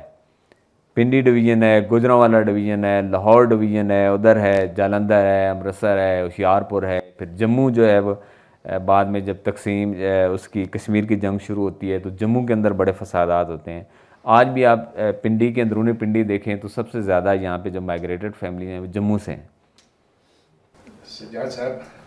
آج مجھے تو بہت کچھ سیکھنے کو ملا ہے. بہت شکریہ آپ کا کہ آپ یہاں تشریف لائے. ایسے نہیں ہے کہ ہم بھول گئے ہیں ان چیزوں کو، ہم انہیں جانتے بھی نہیں تھے. یہ ہمیں کبھی بتایا نہیں گیا، ہماری تاریخ کا حصہ نہیں ہے. وہ تاریخ جو ہمیں بتائی جاتی اس میں تو یہ قطعاً ہمیں نہیں بتایا جاتا. مجھے یہ بتائیں کہ سن 46 میں جب کیبنٹ مشن پلان ناکام ہوا، جب یوم نجات منایا گیا، تو اس وقت پنڈی میں اس کا کوئی رد عمل ہوا تھا یا صرف اس طرف ہوا کلکتہ کی طرف؟ یہاں کوئی فسادات اس وقت ہوئے تھے، چلیے اتنے بڑے نہیں جتنے کہ سن 26 میں ہوئے تھے، لیکن ادھر بھی کچھ اس کا اثر ہوا تھا کیونکہ وہ بہت بڑی چیز سمجھی جاتی. اور دوسرے یہ کہ اس پر بھی آپ ذرا اپنی رائے کا اظہار کریں کہ اگر تقسیم نہ ہوتی سن 47 میں تو یہ سلسلہ یہاں چل سکتا تھا، یا یہ کہ کسی نہ کسی وقت آگے چلتے ہوئے تقسیم کا ہونا ہی ہونا تھا، وہ ناگزیر تھی؟ یہ بہت بڑا سوال ہے، لیکن شاید آپ اس کے اوپر کوئی رائے رکھتے ہوں۔ سر یہ رائے رکھنے والی بات ہے، چونکہ اوورآل جو تاریخ ہے وہ میرا سبجیکٹ بہرحال نہیں ہے، اور میں یہ سمجھتا ہوں کہ وہ جو کلکتہ کے فساد 46 میں ہوئے تھے، اور اس وقت یہاں پہ نہیں تھے، فساد نہیں ہوا تھا، لیکن یہ ہے کہ قائد اعظم 3 دفعہ یہاں پہ آئے اس شہر کے اندر، اور یہاں کی جو لیڈرشپ تھی، جو اس وقت پولیٹیکل لیڈرشپ تھی، اس کا بیک گراؤنڈ جو تھا وہ تحریک خلافت سے ابھری تھی۔ تو تحریک خلافت والی لیڈرشپ جو تھی اس شہر کی، وہی بعد میں مسلم لیگ کو جوائن کرتی ہے، اور تو ظاہر ہے کہ اس کا جو اثر ہے وہ پیچھے خلافت کا اور وہ سارا اسلامائزیشن کا وہ موجود ہے۔ ایون اس شہر کے جو پہلے لیجسلیٹر ہیں شاہ خالد گیلانی جو ہیں، اب یہ بڑے حیرانی کی بات ہے، مثلا آج ہم یہ بچے جو بیٹھے ہوں گے یہاں پہ یہ جانتے ہوں گے کہ شیخ رشید کو ہی دیکھا ہے، سنا ہے، وہ کہتے ہیں میں 12-15 دفعہ وفاقی وزیر رہا ہوں۔ تو ایک شخص یہاں کبھی شاہ خالد گیلانی بھی ہوا کرتا تھا، شاہ خالد گیلانی، جو پنڈی میں 1920 سے لے کے 1970 تک تمام سیاست اس کے گرد گھومتی تھی، اور آج اگر آپ اس کا کوئی پرانے قلعے میں گھر دیکھیں تو آپ یہ جا کے جو ہے وہ نہیں پتہ چلے گا کہ بھئی یہ وہ بندہ بھی یہاں پہ، یہ اس کا گھر ہے 50 سال جس نے اس شہر پہ راج کیا ہے، اور اس کے بچے جو ہیں وہ اس کی جو یعنی آگے اس کے پوتے جو ہیں ان کے آج کسی کے موبائلوں کی دکان ہے، کوئی کہیں کام کرتا ہے۔ تو یہ جو جو سیاست ہے، میں یہ سمجھتا ہوں جو وہ ہے ایک آپ کی مالی حیثیت ہے، یہ پرماننٹ نہیں ہوتی، مطلب ہے کہ تبدیل ہو جاتی ہے اس شہر کے اندر ہی۔ کبھی لوگ جو ہیں وہ بالکل ہی ہو سکتا ہے کہ اس شہر کے اندر اگلے 40 سال، اگلے 20 سال کے اندر جس بچے نے راج کرنا ہے وہ آج کسی کچی آبادی میں پڑھ رہا ہو، اس کے اندر ہو۔ تو یہ تو بات ہے۔ دوسری یہ کہ تقسیم جو ہے، میں یہ سمجھتا ہوں کہ قائد اعظم خود، جتنا میں نے پڑھا ہے، کہ پہلے میں یہ سمجھتا تھا کہ ایک جنرل جس طرح یہ کہا جاتا ہے جی کہ قائد اعظم شاید جو ہے وہ انگریزوں کی ایجنٹ تھے، اور انہوں نے جو ہے وہ انگریز تقسیم چاہتے تھے۔ میں جب اس میں دیکھتا ہوں تو مجھے ایسے لگتا ہے کہ قائد اعظم جو ہے وہ تقسیم نہیں چاہتے تھے، وہ ان کے پیش نظر پاکستان کا بنانا نہیں تھا، وہ میکسیمم پریشر ڈیولپ کرنا چاہتے تھے تاکہ ہندوستان کے اندر جو پرماننٹ سیٹ اپ ہو اس کے اندر زیادہ سے زیادہ رائٹس کے لیے جو ہے وہ گارنٹی لی جا سکے۔ لیکن انگریزوں کا منصوبہ کچھ اور تھا، اور انہوں نے تقسیم جب گلے ڈال دی تو اس وقت بھی قائد اعظم نے، آپ نے دیکھیں کہ کیسے کیسے وہ طالبات کیے۔ مثلا وہ کہتے تھے کہ ہمیں جو ہے وہ ایسٹ اور مشرقی پاکستان کے اندر ایک ہائی وے دی جائے، ٹھیک ہے کہ نہیں۔ پھر جو ہے وہ اور بھی ان کے خاصے، پھر ایک بڑی دلچسپ، میں نے جب آرٹیکل لکھا تو کیمل ایلن جانسن جو لارڈ ماؤنٹ بیٹن کے پریس اتاشی ہیں، وہ لکھتے ہیں کہ جب ہم لارڈ ماؤنٹ بیٹن اور ہم آئے اور 14 اگست کو اور یہاں پہ بڑے فنکشن کے لیے، تو کہتے ہیں کہ اب وہ فنکشن ہو رہا ہے اور اس میں جو ہے وہ لوگ جو ہے وہ اپنے مشروبات پی رہے ہیں، میوزک چل رہا ہے، بڑا ایک جشن برپا ہے، لیکن قائد اعظم ایک کونے میں کھڑے ہو کے سگار پی رہے ہیں اور وہ کسی کو منہ نہیں لگانا چاہتے۔ دوسرے لفظ کہتے ہیں میں نے جا کے ان کو مبارکباد دی، انہوں نے کوئی لفٹ نہیں کرائی، میں کہتا سائڈ پہ آ کے بیٹھ گیا۔ کہتے ہیں باقی سارے لوگ آپس میں گفتگو کر رہے ہیں لارڈ ماؤنٹ بیٹن کے ساتھ، اور جو انگریز اس وقت اشرافیہ تھی، انتظامیہ تھی، جو مسلمان انتظامیہ تھی، جو سیاست پولیٹیشین تھے، وہ سارے ایک دوسرے کے ساتھ بڑے خوش ہیں کہ ایک ملک بن رہا ہے، لیکن قائد اعظم ایک کونے میں کھڑے ہو کے سگار پی رہے ہیں اور جیسے انہیں اس سے کوئی دلچسپی نہیں ہے اور بڑے اداس ہیں۔ اچھا، یہ جب میں نے لکھا تو اس کا جواب پھر مجھے بڑے عرصے بعد ملا کہ قائد اعظم اس تقریب میں اداس کیوں تھے۔ جواب یوں ملا کہ قائد اعظم کی جو بیوی تھیں کیا نام تھا ان کا، رتی جناح. رتی جناح سے جب قائد اعظم کی شادی ہوئی تو رتی کو پارٹیوں کو بڑا شوق تھا، اور جب ان کا گھر تھا اپنا بمبے کے اندر تو وہ اس میں ہر دوسرے تیسرے دن پارٹیاں بھی جو ہے وہ بہت کرتی تھیں، اور اس میں ایک خاص ان کا پسندیدہ گلوکار تھا، ایک بینڈ تھا انگریزوں کا جس کو وہ بلاتی تھیں. تو قائد اعظم اس شام اس لیے اداس تھے، مجھے بعد میں پتہ چلا کہ وہ اس شام کو قائد اعظم نے وہ بینڈ بلانے کے لیے اس تقریب میں اسپیشل ایک جہاز بھیجا جو بمبئی سے اس بینڈ کو لے کے آیا، اور وہ بینڈ جب بج رہا تھا، دھنیں بجا رہا تھا، تو وہ اپنی بیوی کو یاد کر رہے تھے. ٹھیک ہے کہ نہیں، اس وجہ سے وہ اداس تھے. تو اب یہ کہ قائد اعظم جو ہے میں چونکہ اس طرح اوور آل تاریخ کا ڈاکٹر صاحب میں لا علم سے آدمی ہوں، بہت بڑا سبجیکٹ ہے، جتنا آپ پڑھتے جائیں اس میں نئی سے نئی تہیں کھلتی جاتی ہیں. پھر جسونت سنگھ کا بھی وہ اس نے بھی لکھا کہ تقسیم کی ذمہ داری نہرو پہ تھی اور قائد اعظم پہ نہیں تھی، لیکن طرح طرح کے نظریات ہیں بہرحال. لیکن اب میں یہ ایک اور بات بھی سمجھتا ہوں کہ جب اس لیے تقسیم کی گئی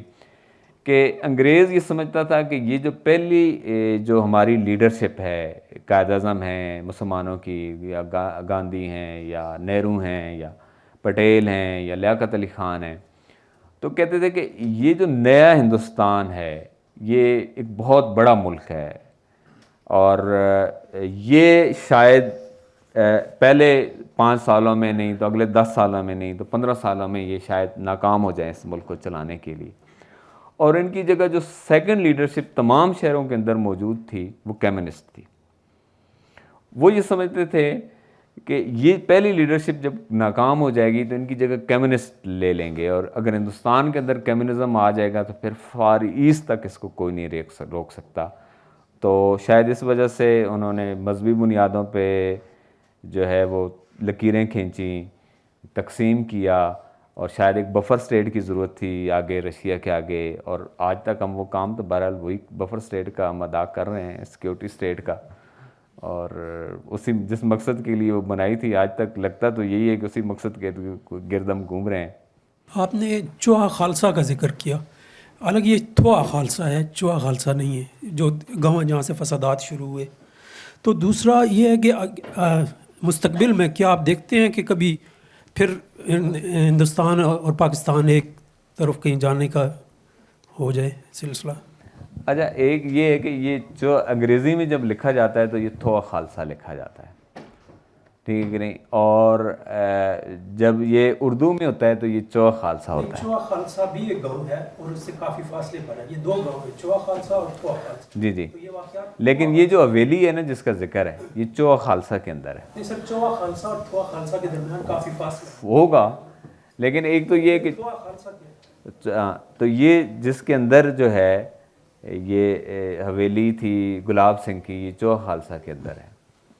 اور یہ فساد وہاں ہوئے تھے. تو اب وہ ارد گرد کے پھر تمام اس ہفتے میں وہ ارد گرد کے سارے گاؤں میں پھیلے تھے. ان گاؤں کے نام بھی میرے جس آرٹیکل ہے جو تفصیلی ہے اس میں سارے گاؤں کے نام لکھے ہوئے ہیں، تفصیلات بھی ہیں.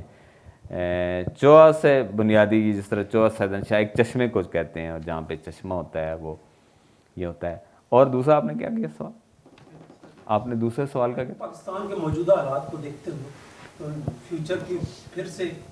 میرے خیال میں موجودہ حالات کو دیکھتے یہ تو پیش اس کی کوئی ضرورت نہیں ہے، سب کو نظر آ رہا ہے تجزیے کی. آپ نے کسی سوال کے جواب میں کہا کہ جہاں تعلیم کم ہوتی ہے، جہاں غربت ہوتی ہے، افلاس ہوتی ہے، وہاں کانفلکٹ زیادہ ہوتا ہے. میں اس وقت سوچ رہا تھا کہ شاید یہ ساری چیزیں سول ڈٹرمینٹ نہ ہوں فسادات کے لیے، کانفلکٹ کے لیے. اس وقت میں یہ سوچ رہا تھا کہ سندھ میں تعلیم بھی نہیں تھی، کم تھی، غربت بھی زیادہ تھی، اور اس سب سے کم اگر کہیں قتل و غارت گری ہوئی ہے، بلکہ معمولی سی ہوئی ہے، 2-4 لوگ مارے گئے ہیں، تو سندھ میں مارے گئے ہیں، تو یا بلوچستان میں مارے گئے ہیں کم. تو یہ کیا کوئی ایکسٹرنلی انڈیوسڈ آئیڈیالوجی ہے جس کی وجہ سے یہ ہوتا ہے؟ کیونکہ غربت اور افلاس کی وجہ سے تو ہم نے سندھ میں تو یہ نہیں دیکھا جو یہاں دیکھا. کیا یہاں کلرجی کی جو اسٹیٹس تھی وہ باقی علاقوں سے زیادہ اسٹرانگ تھی پنجاب میں، یا ان کی زیادہ ڈومیننس تھی، یا ان کا زیادہ انفلوئنس تھا جس کی وجہ سے یہ ہوا ہے؟ یہ آئی واز جسٹ تھنکنگ جب آپ کہہ رہے تھے. It was a wonderful lecture, thank you very much. 40-42 سال 45 سال ہو گئے ہیں پنڈی اسلام آباد میں رہتے ہوئے، کبھی نہیں سنا 1920s میں اس طرح کی سچویشن یہاں. سو بہت شکریہ. تو اس کے بارے میں آپ کیا فرمائیں؟ اصل میں یہ خاصا ایک تو یہ دیکھیں کہ آپ نے سندھ کی مثال دی، جو سب سے زیادہ پولیٹیکل جو ایک بڑی جس میں ہم کہیں شفٹ ہوا تھا وہ اس وقت NWFP میں ہوا تھا، جس کے اندر کانگریس کی حکومت تھی، لیکن انہوں نے کہا کہ یہاں اس کا فیصلہ انگریزوں نے کہا کہ کانگریس کی حکومت کی بنیاد پہ نہیں ہوگا، ریفرینڈم ہوگا. تو سوال یہ ہے کہ وہاں فساد ہو جانا چاہیے تھا، کیوں نہیں ہوا؟ اس لیے نہیں ہوا تھا کہ باچا خان نے کہا تھا کہ جناب ہم خاموش ہو جائیں گے لیکن ہم لڑیں گے نہیں. اگر وہ چاہتے تو بہت بڑا فساد ہو سکتا تھا. آج دیکھیں کہ جو ہے وہ KP کے اندر جو ہے وہ پچھلے 20 سالوں سے کتنا بڑا کانفلکٹ ہے، بلکہ اگر ہم اس میں تحریک نفاذ شریعت محمدی کا دور بھی ملا لیں تو پچھلے تقریباً 30 سال بن جاتے ہیں جس میں یہ کانفلکٹ جاری ہے. لیکن اس وقت نہیں ہوا تھا کہ کسی ایک فریق کو جو ہے وہ اگر جو ہے وہ کرنا پڑے. اور پھر یہ بھی ہے کہ اس کے اندر اگر آپ وہ دیکھیں فلم دیکھیں بیشم ثانی کی جو تمس فلم ہے، اس کے اندر دیکھیں تو اس کے اندر یہ بتایا جاتا ہے، حالانکہ یہ میری جو اس میں تھیری ہے یہ باقی اس میں نہیں ہے، لیکن اس کے اندر یہ بتایا جاتا ہے کہ وہ فسادات انگریز نے کروائے ہیں اور وہ انگریز نے جو ہے وہ ایک منصوبہ بندی کے تحت جو ہے وہ کیا. تو یہ بھی ساری ایک تھیوریز ہیں کہ وہ موجود تھے. جس طرح میں نے پہلے کہا کہ یہ اس پہ تحقیق ہونی چاہیے، تاریخ کے اسٹوڈنٹس کو کرنی چاہیے تحقیق کہ بنگال میں اور پنڈی میں کیوں ہوئی ہوتے ہیں، مطلب باقی شہروں میں کیوں نہیں ہوئی. سر میرا کوشچن باقی کوشچن سے ریلیٹڈ ہی ہے، اور وہ یہ ہے کہ جس طرح آپ نے کہا کہ ادھر جیسے ماسٹر تارا سنگھ تھے اور جس طرح مولوی اسحاق مانسیروی تھے، تو اس طرح کے ایکسٹریمسٹ کیریکٹرز تھے. اور تو یہ تو ان کے ایکویولنٹس ماڈرن ایکویولنٹس تو آج بھی ہیں نا، اور جس طرح وہ کنڈیشنز تھی وہ بھی آج ہیں. تو ایک اور اس کے ساتھ یہ فیکٹ ہے کہ ایسے واقعات کا ہمیں کچھ پتہ ہی نہیں، تو ایسا نہ ہو کہ کہیں وہ those forget history are doomed to repeat it. تو ایسا نہ ہو کہ وہ فینومینا اپلائی ہو جائے ادھر. اور ایک اور میرا کویشچن یہ ہے کہ مطلب بظاہر moderate at least moderate Quaid Azam محمد علی جناح نے ایک ایسے ایکسٹریمسٹ کو سپورٹ کیوں کیا، اور پھر تحریک خلافت جو یوزولی نان ایگریشن کی تحریک تھی اس نے ان ایکسٹریمسٹس کو جوائن ہونے کیوں دیا؟ اب یہ بھی آپ جو کہہ رہے ہیں، دیکھیں تحریک خلافت تھی کس لیے، مطلب ہے کہ ایک اسلامی، انہوں نے کہا کہ ہندوستان جو ہے وہ رہنے کے قابل نہیں ہے، دارالحرب ہے اور ہمیں جانا چاہیے وہاں. اور اس میں بھی جو تمام لوگ ہیں رشاد صاحب اور روش ندیم صاحب، وہ جو تمام قافلے ہیں وہ پنڈی میں آتے ہیں اور پنڈی سے میں اکٹھے ہوتے ہیں اور یہاں پہ بائی ٹرین آتے ہیں. وہ جو جنیجو صاحب کے میرے ہمیں دادا تھے جو وہاں سے سندھ سے ایک بہت بڑا قافلہ لے کے آئے جس میں ہزاروں لوگ تھے، اور وہ پھر جاتے ہیں افغانستان، وہ جاتے ہیں وہاں سے کس طرح لٹتے پڑتے ہیں، تباہ و برباد ہو کے آتے ہیں. اور جب یہاں آتے ہیں واپس آتے ہیں، لوٹے جائیدادیں وہ اپنی پہلے جا کے بیچ چکے ہیں، گھر وہ جا کے بیچ چکے ہیں، وہ واپس آتے ہیں تو وہ کیا، کئی تو مر گئے رستے میں آتے جاتے، جو آتے ہیں تو ان کی کیا جو ہے وہ سچویشن ہوتی ہے. تو ایکسٹریمزم تو آپ دیکھیں کہ ہر دور کے اندر جو ہے وہ آج بھی دیکھیں، ابھی آپ دیکھیں کہ جو تحریک لبیک ہے، مطلب ہے وہ اگر ٹریگر وہاں تو خادم رضوی صاحب کے پاس تو وہ بعد میں پہنچتی ہے، اس کا آغاز تو ایک پنڈی کا مولوی بنتا ہے جو ایک پرووک کرتا ہے ایک سپاہی کو، اور وہ جو ہے وہ آگے کیا کرتا ہے اور پھر آگے جا کے وہ چیزیں. تو اس کے اندر بھی جو بنیادی تھیوری ہے کہ یہ اگر مولانا اسحاق منصیروی کو اس وقت جو ہیٹ سپیچ وہ کر رہے تھے وہ ایک چھوٹا سا واقعہ تھا، لیکن بعد میں اگر آپ اس کو اگنور کرتے ہیں، چیزوں کو آپ انتظامی معاملات کے حوالے سے چیزیں اگنور کرتے ہیں تو وہ آگے جا کے کسی اور طریقے سے ٹریگر ہوتی ہیں، وہ قوموں کو، اس کے جغرافیوں کو، اس پہ بہت ایک معمولی سا واقعہ جو ہے وہ اس کو بدل کے رکھ دیتا ہے. اچھا سجاد صاحب، بڑا شکریہ، آپ نے بڑا اچھا تفصیل سے اپنے واقعات کی ترتیب بیان کی ہے. میرا سوال یا کومنٹ یہ ہے بنیادی طور پہ، وہ یہ ہے کہ آپ نے جو اپنے پریزنٹیشن میں جو ذکر کیا ہے یا بات کی ہے وہ مولویوں کی ایک مولوی کی، شاہ چند چراغ کی، پیر گولڑا کی. یہ تو سارے وہ لوگ ہیں جو مذہب کو بیچتے تھے یا مذہب کو بیچتے آ رہے ہیں. کیا اس دور میں کمیونسٹ، سوشلسٹ، سیکولر، لبرل، شاعر، ادیب، کوئی ایسی شخصیات نہیں تھی جو ان فسادات کو روکنے میں جن نے رول پلے کیا؟ نمبر 1. ایک آپ نے نام لیا، وہ نام لیا اس کا بلراج ثانی کا، تو یہاں تو درشن سنگھ آوارہ بھی تھے. آپ نے پھر کلر سیدہ کا ذکر کیا. کلر سیدہ نے ایک اتنے بڑے سپوت کو جنم دیا جس کا نام ہے دادا امیر حیدر، جو برے صغیر پاک و ہند کی آزادی کا اس سے بڑا رہنما آج تک پیدا نہیں ہوا،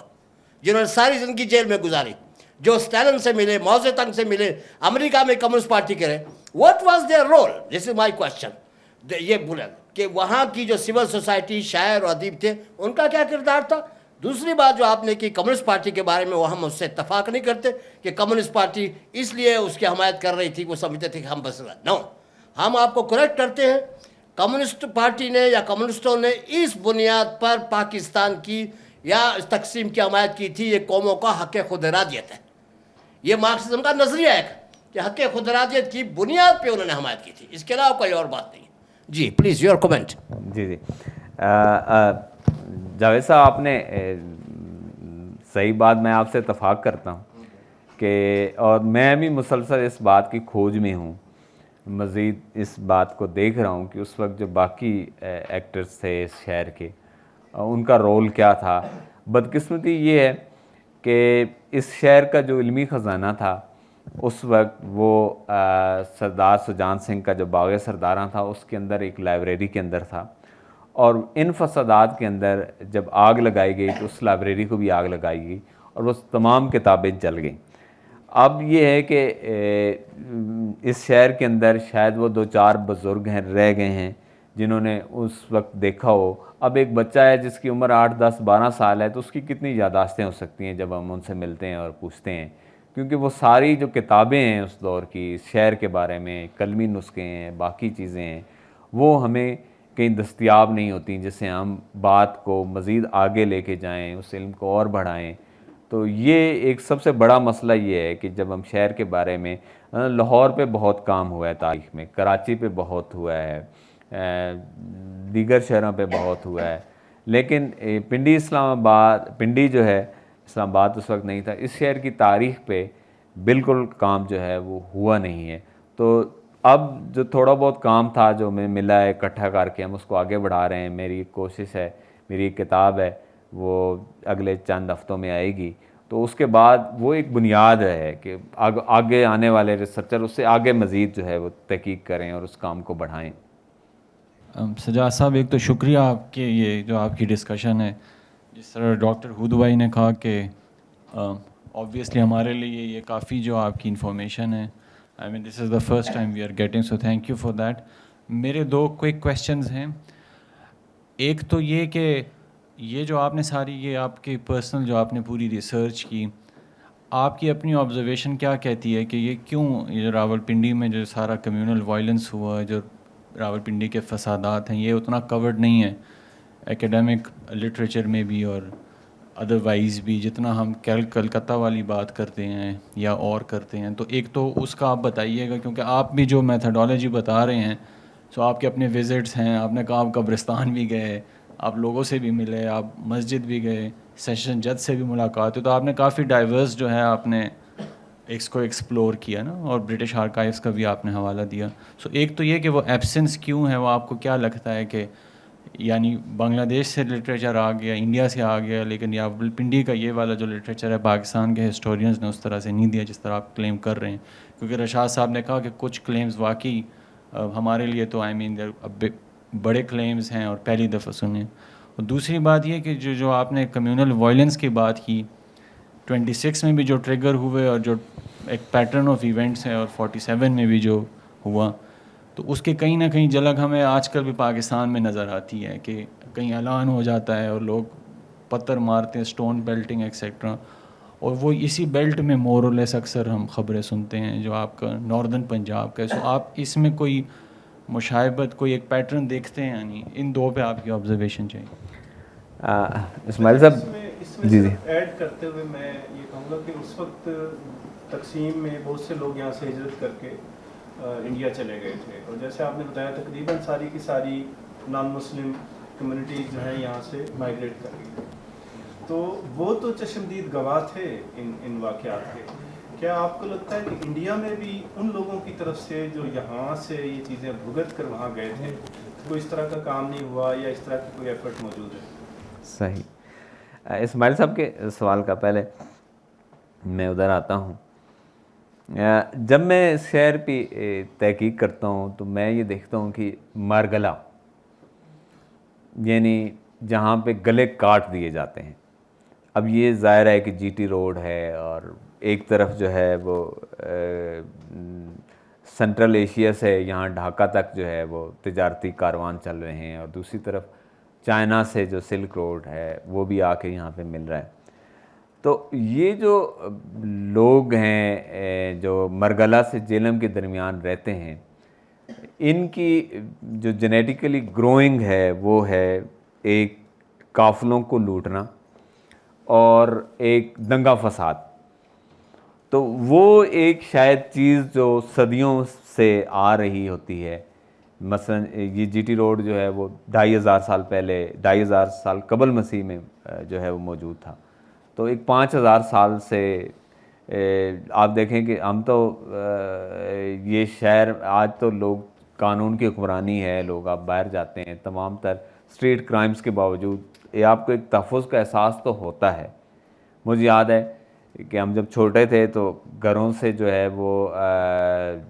گاؤں کے اندر بھی جو ہے وہ ہمیں باہر نہیں نکلنے دیا جاتا تھا مغرب کے بعد کہ پتہ نہیں کیا ہو جائے. کیوں؟ اور ہمیں جب وہ اپنی نانیاں دادیاں جو کہانیاں سنائی دیتی تھیں وہ بھی جو ہے وہ رات کو جو ہے وہ جنوں بوتوں کے واقعات، ڈکیتیوں کے، اور وہ ایک سکھوں کی جو مثلیں آتی تھیں اور وہ جو ڈکیتیاں کرتی تھیں. تو یہ ایک عدم تحفظ تو جو ہے وہ موجود رہا. اور یہ جو شہر ہے جو اس کے ابتدائی باشندے ہیں ان کے اندر یہ تھا. اور پھر یہ دیکھیں کہ شاید اسی وجہ سے جو مغل جو جنگیں ہوئی ہیں امپائرز کی، جو بڑے بڑے یہاں پہ مغل حکمران آئے، ان کے بھی یہاں فوجی جو تھے، جو جرنیل تھے وہ اس علاقے کے تھے. فوج ان کی پھر جب انگریزوں نے جب سیکنڈ ورلڈ وار لڑی تو یہ مارشل بیلٹ جو ہے اس میں یہی علاقہ تھا، پوٹھوار کا اور پنڈی کے علاقہ. اور آج بھی آپ دیکھ لیں کہ پاکستان آرمی کے اندر بھی جو سب سے زیادہ جو فوج تھی، اب اس کی چینج ہو رہی ہے، وہ ڈائنامکس چینج ہو رہی ہیں، لیکن 2000 تک تقریباً ڈومینیشن جو تھی وہ پٹھوار کی تھی. تو یہ ایک قدرتی اس کے اندر موجود ہے کہ جنگجو قسم کے لوگ ہیں. جی رشاد صاحب آپ کا کیا تھا؟ میرا سوال یہ تھا کہ یہاں سے جو لوگ ہجرت کر کے انڈیا گئے تو انہوں نے کوئی کام کیا اس تاریخ پہ؟ نہیں وہ ہاں جی وہ سوال جی میں رشاد صاحب کی طرف آؤں گا. اس پہ دیکھیں ایک پارٹیشن آرکائیو وہاں پہ ایک ویب سائٹ ہے پارٹیشن آرکائیوز کے نام سے. اس میں وہ بہت زیادہ انہوں نے بھی اس پہ بہت زیادہ دیر میں آ کے انہیں یہ خیال آیا، اور وہ تقریباً 10-15 سال پہلے وہ آرکائیوز جو انہوں نے بنانی شروع کی، اور اس میں ان لوگوں کے انٹرویوز ہیں. اور اس کو بھی زیادہ تر تو باہر کی یونیورسٹیوں نے کیا ہے، یہاں اس کو جو ہے وہ نہیں کیا گیا. تو ہمارے ہاں تو بنیادی کام جو ہے وہ بہت زیادہ کرنے کا تھا ہماری یونیورسٹیوں کا، لیکن ہم جیسے میں جو بیانیاں لے کے چل رہے تھے تاریخ میں وہ اس سے متصادم ہوتی ہیں چیزیں. اگر ہم ان کو کھوج لگائیں، ان کو سامنے آئیں، تو وہ جو سرکاری جو ہماری تاریخ کا بیانیہ ہے وہ پھر عمارت دھڑام سے گر جاتی ہے. تو میرے خیال میں شاید یہاں یونیورسٹیوں کے پروفیسر بیٹھے ہیں، روش ندیم صاحب، وہ بہتر جانتے ہیں کہ مطلب ہے کہ وہ ہم جو قومی بیانیہ ہیں تاریخ، ویسے بھی میں یہ سمجھتا ہوں کہ اگر تاریخ پہ کام کیا جائے اور اصل حقائق سامنے لائے جائیں تو شاید بہت سے بیانیے دڑام سے گر جائیں گے. سر ابھی لیکچر کے دوران آپ نے کہا کہ قائد اعظم تقسیم کے اگینسٹ تھی، تو اگر وہ تقسیم کے اگینسٹ تھی تو اس کو ہم بانی پاکستان کیوں کہتے، کس بیس پہ؟ اچھا میں تو نہیں دیکھیں وہ تو ایک اس کو بانی پاکستان کہیں گے نا لوگ، جب انہوں نے پاکستان بنایا ہے. یہ بانی پاکستان تو ہیں وہ چیزیں. بعض اوقات آپ چاہ کچھ اور رہے ہوتے ہیں اور ہو کچھ اور جاتا ہے، لیکن پھر آپ اس کو اون تو کرنا پڑتا ہے نا چیزوں کو. تو اب پاکستان بن گیا ہے, انڈیا موجود ہے, تو اب ہمیں اس سے آگے کے بارے میں سوچنا بھی چاہیے, اور تاریخ کو اس لیے ریوزٹ کرنا چاہیے کہ تاریخ میں ہم سے کہاں غلطیاں ہوئی ہیں, ان سے کہاں ہوئی ہیں, تاکہ ہم اس کو ایکسیپٹ کریں اور پھر آگے چلیں. سر جیسے میرے بھائی نے کہا کہ قائد اعظم یہ تقسیم کے خلاف تھے, اور سر اس ٹائم پہ سر پٹھانوں کا کیا رول تھا اور باچا خان کا کیا مطلب کمنٹ اس پہ تھا کہ یہ تقسیم صحیح ہے یا صحیح نہیں ہے سر؟ اچھا, میں نے پہلے کہا کہ میرا سبجیکٹ صرف یہ شعر ہے, تو وہ ایک الگ سبجیکٹ ہے, ٹھیک ہے کہ نہیں. لیکن ان کے لیے, باچا خان کے لیے قائد اعظم سے زیادہ حیرانگی تو نہرو کا رویہ تھا کہ اس نے بھی کہا جی ہم آپ کی کوئی مدد نہیں کر سکتے. تو قائد اعظم تو ویسے ان کے آئیڈیالوجیکل ان کے خلاف تھے ہی, اور ان کی آپس میں نہیں لگتی تھی, لیکن ان کے لیے زیادہ شاکنگ رویہ تو نہرو کا تھا اور گاندھی کا تھا.